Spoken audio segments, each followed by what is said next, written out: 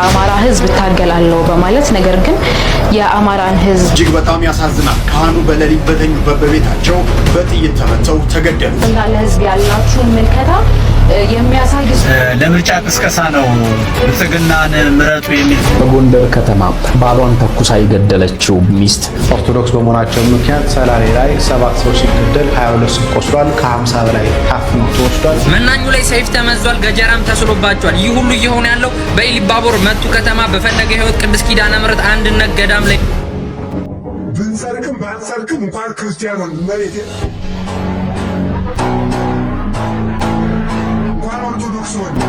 ሰላም ጤና ይስጥልን ውድ የቃል ሚዲያ ቤተሰቦች እንደምን ቆያችሁ? እግዚአብሔር ሰላም ከሁላችን ጋር ይሁን እያልን ወቅታዊና አዳዲስ መረጃዎችን ይዘን መጥተናል። ቪዲዮውን ከመጀመራችሁ በፊት ላይክ በማድረግ ጀምሩ። እንዲሁም ሐሳብ አስተያየታችሁን የኮሜንት ሴክሽን ላይ ያስቀምጡልን። ቀጥታ ወደ ቪዲዮ እናልፋለን። ሰብስክራይብ ለምንድን ነው የማታደርጉት?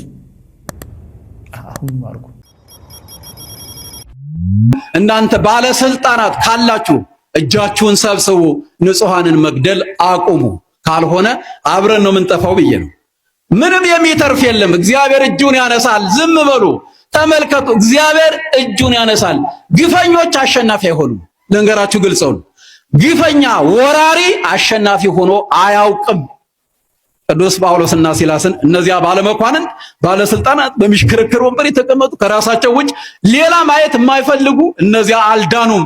ቅዱስ ጳውሎስና ሲላስ ግን ዳኑ። ግፈኞች ተገፍተዋልና የተገፋ ምን ይሆናል? ከላይ ይወጣልና ቅቤ ሆነ ነው ከራስ ይወጣህ ቢሉት አሉ ተገፍቼ ነው ብሏል አይደል? የተገፋ ያሸንፋል። ግን እግዚአብሔርን ከያዘ ብቻ ነው የሚያሸንፍ። ያለ እግዚአብሔር ማሸነፍ አይቻልም። ታንክም ይኖርህ ምንም ይኖርህ እግዚአብሔር ከሌለህ የለህም። ግልጹን እጅግ በጣም ያሳዝናል። ካህኑ በሌሊት በተኙበት በቤታቸው በጥይት ተመተው ተገደሉ። በታላቁ በአብይ ጾም ወቅት በርካታ ኦርቶዶክሳውያንን ያሳዘነ ጉዳይም ሆኗል። በሰሜን ወሎ ሀገረ ስብከት የወልዲያ ደብረ ሰላም መድኃኔዓለም ካቴድራል አስተዳዳሪ የነበሩት መልአከ ምሕረት አባ አይናለም አማረ ቆሞስ ሌሊት በመኖሪያ ቤታቸው ውስጥ በደረሰባቸው የጥይት ጥቃት ሕይወታቸው ማለፉ ተሰማ። በአባታችን ስርዓተ ቀብር ላይ የተገኙት የሰሜን ወሎ የደቡብ ወሎና ከሚሴ ሀገረ ስብከት ሊቀ ጳጳስ ብፁዕ አቡነ ኤርሚያስ ባስተላለፉት መሪር የሐዘን መግለጫ አባ አይናለም የቤተ ክርስቲያንን ሀብትና ስርዓት አምልኮ ለማስከበር ሌት ተቀን ሲደክሙ የቆዩ ታማኝ አገልጋይ መሆናቸውን ገልጸዋል። ብፁዕነታቸው አክለውም ለዚህ ቀና አገልጋይ መሞት ምክንያት የሆነ ሰው ባይወለድ ይሻለው ነበር በማለት ድርጊቱን በጽኑ አውግዘዋል። ምዕመናንም ለአገልጋዮቻቸው ጥበቃ እንዲያደርጉ አባታዊ መመሪያ ሰጥተዋል። በ60 ዓመታቸው ከዚህ ዓለም ድካም ያረፉት የአባታችን ስርዓተ ቀብር ብፁዕ አቡነ ኤርሚያስ የየአድባራቱ አስተዳዳሪዎች፣ የሰንበት ትምህርት ቤት ወጣቶችና በርካታ ምዕመናን በተገኙበት በታላቅ ሐዘን ተፈጽሟል። ገጀራም ተስሎባቸዋል። ይህ ሁሉ እየሆነ ያለው በኢሊባቦር መቱ ከተማ በፈለገ ህይወት ቅድስት ኪዳነ ምሕረት አንድነት ገዳም ላይ ነው። መናኛኑ በዕለት አንዴ እንኳን የሚመገቡበትን የዕለት ቁርሳቸውን የሚያገኙበትን አርሰው የሚመገቡበትን መሬት ሰብረው በመግባት የአካባቢው ማህበረሰብ እንደዚህ እንደምትመለከቱት ገጀራ እየሳሉባቸው እህላቸውንም እየዘረፏቸው ይገኛሉ። ለምን ብለው በሚጠይቁበት ሰዓት ገጀራ ይሳልባቸዋል። አዳምጧቸው። ከብቶቹን አስወጣቸው ብዬ ስነግረው ይሁት እንዴት እንደሚሆንልኝ እንዴት እንደሚሆነው ይውልኝ ገጀራውን ይዞ ይውልኝ። አንድ ነገር ቢሆን እዚህ ቦታ የሆነ ነገር ቢደርስብኝ አሁን እንድትረዱኝ ከነሱም አልፈው በከብቶች እያስበሉባቸው እንደሚገኙ ካህናት አባቶች እየተናገሩ ይገኛሉ። በአሁኑ ሰዓት መናኛን አባቶቻችን ትልቅ ችግር ውስጥ እንዳሉ እየተናገሩ ይገኛሉ። ይህ ጉዳይ ለሚመለከተው አካል ደርሶ እነኛ መናኛን አባቶች ስለኔና ስለናንተ ህይወት የሚጸልዩ ስለ ሀገር ሰላም የሚማልዱ አባቶች ዘለቄታዊ የሆነ ሰላም ፍትህ እንዲያገኙ በአክብሮት እንጠይቃለን። በጎንደር ከተማ ባሏን ተኩሳ የገደለችው ሚስት ብዙዎችን እያነጋገረች ትገኛለች። እንዴት ሊሆን ቻለ? ሴት በዚህ ልክ እንዴት በባሏ ላይ ልትጨክን ትችላለች? የብዙዎች ጥያቄ ነበር። የሆነው ግን ሆኗል። ይህች የምትመለከቷት ግለሰብ ባሏን ተኩሳ ገላለች ይላል ፖሊስ። እንግዲህ ስሟ መሰረት ተፈራ ይባላል። ባለቤቷ ደግሞ ዳግማዊ ጋሻው ይባላል። በጎንደር ከተማ ሸዋበር ኗሪ ናቸው። እናም በአንደኛው ምሽት ይጣሉና እሷ በጥፍሮቿ አጉል ትቦጫጭረዋለች። እንግዲህ በዚህ መካከል በተፈጠረ ጸብ ሽጉጥ አንስታ ባለቤቷን በአሰቃቂ ሁኔታ ገላዋለች ይላል ለሊድስ የተባለ የሶሻል ሚዲያ እንደዘገበው ከሆነ። ከዛም በኋላ መረጃዎች ተደራጅተው ፍርድ ቤት ቀረቡ።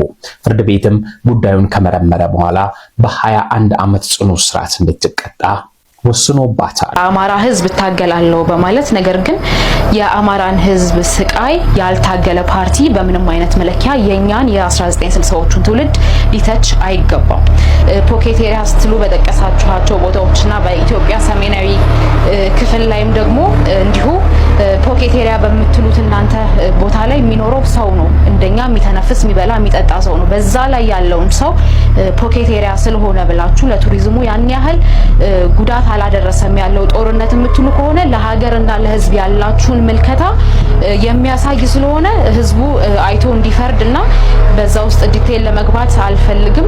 እንዲሁም በተጨማሪም ሰሜናዊ የኢትዮጵያ ክፍልን በተመለከተ የተነሳው ሪማርክ ህዝብን የሚያቃልል እንደሆነ የተረዳ ነው። በተለይ የኢትዮጵያ ሰሜናዊ ክፍልና እንደዚህ አይነት ሪማርኮች እንዴት እንደታለፉ አላቅም። ነገር ግን በተለይ ህዝብ ተኮር ነኝ በሚል በተደጋጋሚ በሚዲያም ስትናገሩ ከነበራችሁት አንፃር ለህዝብ ያላችሁ ምልከታ ምን እንደሆነ የገለጣችሁበት እንደሆነ ለመናገር እወዳለሁ። የመጀመሪያው እግራቸውን ሁለት ቦታ ይረገጡ ብለዋል። ኢሃፓን በስም በመጥራት ጭምር የት ጋር ሁለት ቦታ እንደረገጥን እንዳያችሁን በመረጃ የምንጠይቀው ነው። ይሄ የስነ ምግባር ህጉንም የሚጥስ ስለሆነ እንዴት ዝም እንዳላችሁትም አናውቅም። ይሄንን ደግሞ እኛም የምንከታተለው ጉዳይ እንደሚሆን ለማሳወቅ እወዳለሁ። ብራንዲንግ ሞዴሎቹ እንደየዘርፋቸው እንደሚለያይ ገልጬልሃለሁ። ለምሳሌ የሃይማኖታዊ ቅርሶች በሚሆኑበት ጊዜ የዛን ባህል፣ እምነት፣ ወግ የጠበቀ ስርዓቶችን ወይም ደግሞ ብራንዲንግ ሞዴል እንከተላለን።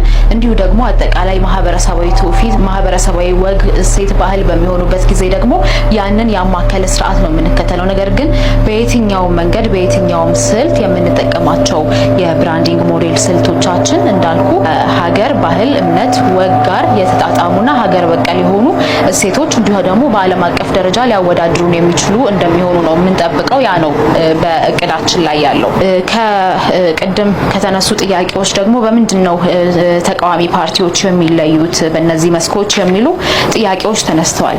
እንግዲህ እኛ እንደ ትብብር ለኢትዮጵያ አንድነት ቅንጅት እንዲሁም ደግሞ እንደ ትብብሩ አባል ፓርቲዎችም በየግላችን ማለት ነው በዋናነት የምናከብራቸውና ሊጣሱ ይገባሉ ብለን የማናስባቸው መርሆች አሉ። ስለዚህ የምናደርገው የትኛውም መንግስታዊም ሆነ ፓርቲያዊ እንቅስቃሴ በነዛ ዘርፎች ነው የሚቃኘው።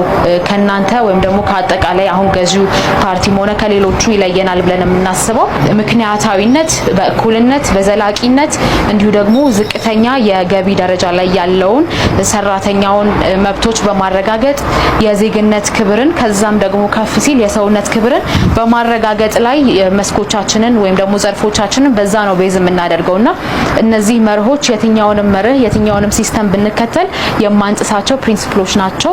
ስለዚህ በዛ እንለያለን ማለት ነው። የ1960ዎቹን ትውልድ በተመለከተ የተነሳ ሀሳብ አለ። የኔ ፓርቲ ኢሃፓ እንዲሁም ደግሞ አጠቃላይ እንደ ትብብርም ከ1960ዎቹ የጀመረ ትውልድ ስለሆነ ያንን ለሀገር፣ ለህዝብ፣ ለዓላማ ራሱን የሰዋ ትውልድ። ሰላም ጤና ይስጥልኝ ውድ አድማጭ ተመልካቾች ሁላችሁም በያላችሁ በሰላማችሁ ይብዛ። ዛሬ እንግዲህ በአዲስ መልክ መጥቻለሁኝ፣ ግን ቆርጣችሁ እንዳታስተላልፉት አደራ። ለምርጫ ቅስቀሳ ነው። ብልጽግናን ምረጡ የሚል ቅስቀሳ ላድርግ ነው። ብልጽግናን ምረጡ። ብልጽግናን ከመረጣችሁ ብዙ ነገሮች እድል አሏችሁ።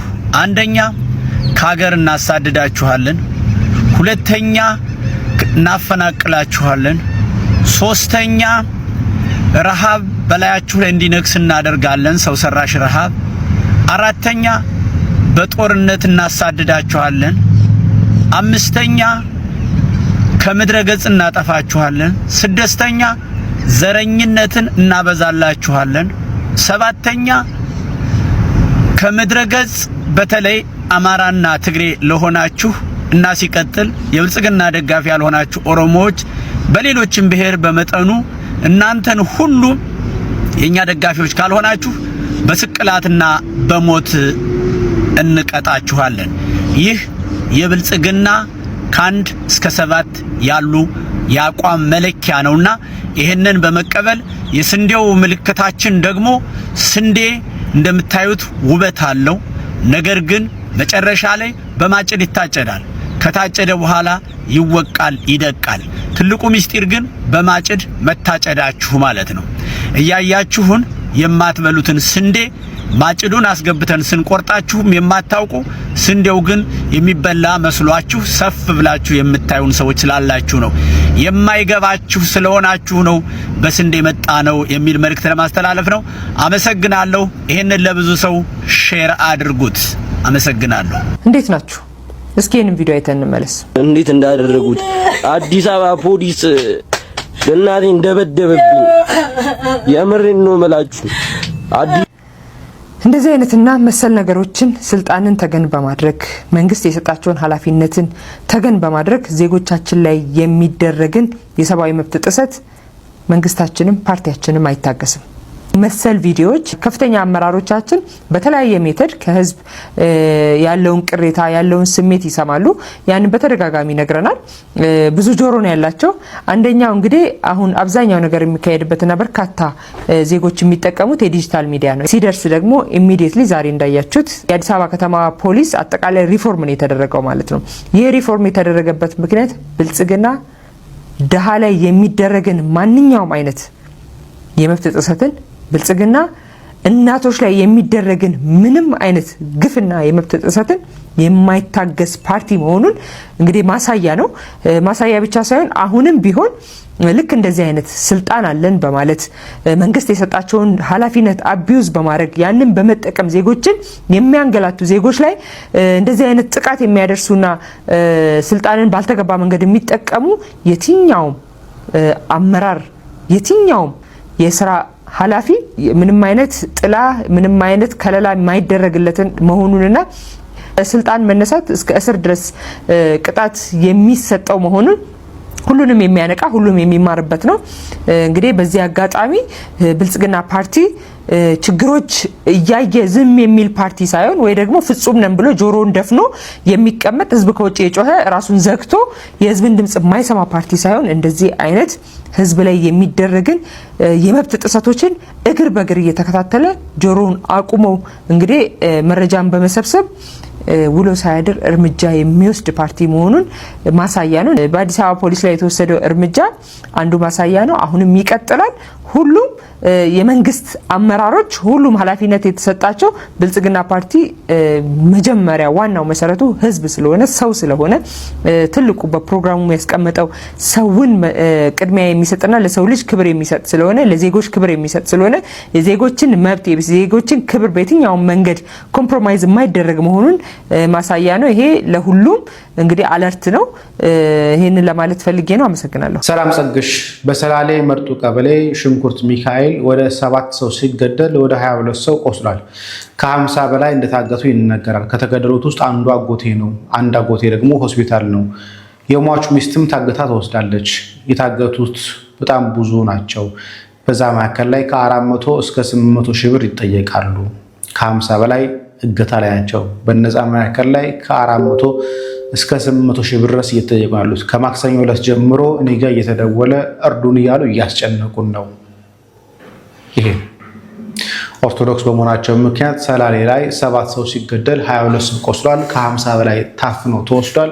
በነዛም ደግሞ ራንሰም ይሆን ዘንድ ከ400 ሺህ እስከ 800 ሺህ ብር ድረስ እየተጠየቀ ነው ያለው። ወልዲያ ላይ የቤተ ክርስቲያን አስተዳዳሪ በመንግስት አካል ተገደለ። አርሲ ላይ ከትናንትና በስቲያ አቦምሳ ላይ ወደ ወንዝ አካባቢ 2 ሰው ተገደሉ። 2 ሰው ሆስፒታል ገቡ።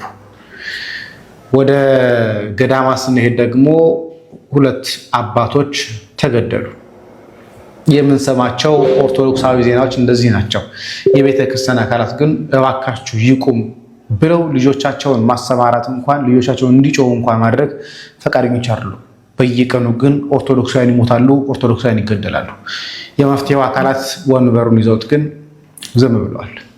ቸርቆዩ የኦሮሚያ ክልላዊ መንግስት ኦርቶዶክስን ማጥፋት አንዱ የልማት አካል አድርጎ በዋናነት የሚሰራው ይሄንኑ ነው። ጅማ ሂዱ፣ ወለጋ፣ ሻሸመኔ፣ ዝቋላ፣ አርሲ፣ ሌላ ማን ነው አቦምሳ፣ ሽርካ እንደው በጥቂቱ ማለት ነው። ከብዙ በጥቂቱ የኦርቶዶክሳውያን ቄራዎች ናቸው እነዚህ አካባቢዎች። ሰላም እንዴት ናችሁ? እንግዲህ ከሰሞኑ ያው እንደሰማነው አርሲ አካባቢ በጣም ብዙ ዘግናኝ የሆነ ጭፍጨፋ ኦርቶዶክሳውያን ላይ እየተፈጸመ ይገኛል እና መግለጫ ወጥቷል። ሲኖዶሱም ጳጳሱም የተወሰነ መግለጫ ወጥተዋል። ግን ይሄ መግለጫ በአገዛዙ ዘንድ ጆሮ ዳባ ልበስ እየተባለ እየተተወ ነገም ደግሞ ቀጣይ ሌላ ጭፍጨፋ እንዲፈጠር መንገዶች እየተመቻቹ ነው ያሉት እና በጣም ያሳዝናል እየተደረገ ያለው ነገር ማለት ነው። አንዴ ሁለቴ ሳይሆን ብዙ ጊዜ በሺህ የሚቆጠር ጊዜ ኦርቶዶክስ ላይ ያነጣጠረ ጭፍጨፋ እየተፈጸመ ነው ያለው። እኔ እዛ ላላችሁ አርሲ አካባቢ ላላችሁ የኦርቶዶክስ አማኞች፣ ሌላም ቦታ እንደዚሁ ጥቃት ለሚደርስባችሁ ኦርቶዶክሳውያን የማስተላልፈው መልእክት ምንድን ነው? ወለጋ ያሉ እህት ወንድሞችን ተመልከቱ። ሙስሊም ክርስቲያን ሳይል አገዛዙ ሲጨፈጭፋቸው ኖሯል። ኦነግ ሸኔ ሲጨፈጭፋቸው ኖሯል። ነገር ግን ራሳቸውን አደራጅተው ከፋኖ ጎን ተሰልፈው በአማራ ፋኖ ብሔራዊ ንቅናቄ መዋቅር ውስጥ ገብተው ራሳቸውን አደራጅተው ታጥቀው ጠላታቸውን እየተዋጉ ነው ያሉት እና ለእናንተ ኦርቶዶክሳውያን ራሳችሁን ልክ ወለጋ እንዳሉት ፋኖ እህቶቻችን ወንድሞቻችን ራሳችሁን አደራጁ፣ ታጠቁ፣ ከተቻለ ከፋኖ ጋር ግንኙነት ፍጠሩ፣ መዋቅር ውስጥ ግቡ። ራሳችሁን ካደራጃችሁ መሳሪያ ከታጠቃችሁ ማንም ሊገላችሁ የሚመጣ የለም። አሁን እኛ የተቸገርነው ወያኔ ስልጣን ላይ በነበረ ጊዜ ኦርቶዶክሱን ጠቅልሎ ለመያዝ ድምፁን ለማፈን ማደንዘዣ መድፌ እየወጋ ወጣቶችን ማደንዘዣ ስንገደል እንበዛለን፣ ቀኝን ሲመታ ግራህን ስጠው የሚሉ ማደንዘዣዎች እየተወጋን አሁን ተለሳላሽ ሆኖ ሲገሉት ዝም ብሎ የሚመለከት ኦርቶዶክሳዊ ነው እያዩ ያለሁት። ሌሎች እንደዚህ ሊገደሉ ሲመጡ ራሳቸውን ዝም ብለው ያሉ አያዩም፣ ይመክታሉ። ከመንግስት ወይም ደግሞ ከሌላ አካል ድጋፍ አይጠብቁም፣ ራሳቸውን ይከላከላሉ። እናንተስ ኦርቶዶክሳውያን አሁን እኮ ብትጮሁ ብታለቅሱ ማንም የሚደርስላችሁ የለም፣ እያያችሁት ነው። እኛም እናወራለን፣ እንጽፋለን፣ ድምፅ እንሆናለን፣ ግን ምን ለውጥ የለም። የሚሻለው ራሳችሁን አደራጁና አስታጥቁ። መሞታችሁ ካልቀረ ሊገላችሁ የሚመጣውን ኃይል መክታችሁ ተዋግታችሁ ሙቱ። መሞት አንዴ ነው ማለት የሚሞተው፣ አንዴ ነው የሚሞተው። ጠላታችሁን ታግላችሁ ሙቱ። ማንም የሚደርስላችሁ የለም፣ እያያችሁት ነው። ይሄ ማደንዘዣ የሚሰጧችሁን በቤተ ክርስቲያን በኩል ቀኝ ሲመታ ግራን ስጠው፣ ስንገደል እንበዛለን አይሰራም። አንተ ከሞትሽ በኋላ ማን ነው የሚያበዛሽ? ማን ነው የሚያበዛሽ? እና እባካችሁ ኦርቶዶክሳውያን ንቁ፣ ራሳችሁን አደራጁ። በተለይ አርሲ ላይ በተደጋጋሚ ኃይለኛ የሆነ የዘር ጭፍጨፋ እየተፈጸመ ነው ያለው። ይሄንን አውቃችሁ ከሞታችሁ ላይ ቀር ታግላችሁ ሞት እያልኳችሁ ነው። መዋቅራዊ ኦርቶዶክስን አጥፊዎች ጠቅላይ ሚኒስትር አብይ አህመድ፣ የኦሮሚያ ክልላዊ መንግስት ሽመልስ አብዲሳ፣ የአርሲ ዞን ዋና አስተዳዳሪ ኢብራሂም ከድር፣ እነዚህ ሰዎች የዘር ማጥፋት ስራውን እየሰሩ ነው። እንደ ህዝብ አስተዳዳሪ ይቅርና እንደ ሰው እንኳን ደንገጥ የማይሉ አረመኔዎች ናቸው እነዚህ ሰዎች። ጠቅላይ ሚኒስትሩ በቅርብ ከኦርቶዶክስ ቤተክርስቲያን በአማካኝ በቀን ምን ያህል ደብዳቤ እየጻፈች እንደሆነና ይህን ያሉት ደግሞ በአንድ ዓመት ውስጥ የተጻፈላቸውን ደብዳቤ አቬሬጅ ወስደው ማለት ነው። የሚያሳዝን እንደ መንግስት ለምን ያህሉ ጥያቄ መልስ ሰጡ የሚለውን አይመልሱትም። የተፈለገው ቤተክርስቲያኗ የዘር ማጥፋት እየተፈጸመብኝ፣ መቅደሶች እየተቃጠሉ፣ ምዕመናን እየተጨፈጨ፣ ቤታቸው፣ ጎተራቸው፣ ከብቶቻቸው እየተቃጠለ ነው። መንግስት ለምዕመኗ የመኖር መብት፣ ንብረት የማፍራት መብት፣ ከቦታ ቦታ የመንቀሳቀስ የማምለክ ነፃነታቸው ይከበር፣ ለቤተ ክርስቲያኗ ደግሞ ጥበቃ ሊያደርግላትና ለደረሱባት መከራና ስቃዮች መንግስት ኃላፊነት ሊወስድ ይገባል ብላ ደብዳቤ ስትጽፍ ጠቅላይ ሚኒስትሩ ምንድን ነው ያለው? የእናንተ ደብዳቤ እኔን አያስጨንቀኝም፣ ለእናንተ ደብዳቤ ምላሽ መስጠት ስራ እንደ መፍታት ነው የምቆጥረው እያለ ነው። ይህ የጠቅላይ ሚኒስትሩ ንግግር፣ ቀጥተኛው ንግግር ጸጥ ብለን በሁሉም አቅጣጫ እያዳከምናት ነው፣ ድምጿ የማይሰማ አድርገናታል ለማለትና ለብልጽግና ወንጌል ፓስተሮቻቸው እንዲሁም ኦርቶዶክስ ጠል ለሆኑ ኃይሎች በርቱ፣ አራክሷት፣ በአደባባይ አዋርዷት፣ ስለ ፍትህ ስትጠይቅ ጸረ ልማት፣ ጸረ ብልጽግና፣ ፋኖ፣ ህዋት እያላችሁ ድምፃቸውን አፍኑ የሚል መልእክት ነው ያስተላለፉት። በዚህም ቤተክርስቲያኗን የሚሰማት መንግስት እንደሌለና እያለቀስን አልቃሾችም እያለን እንደምንኖር ነው የነገረን።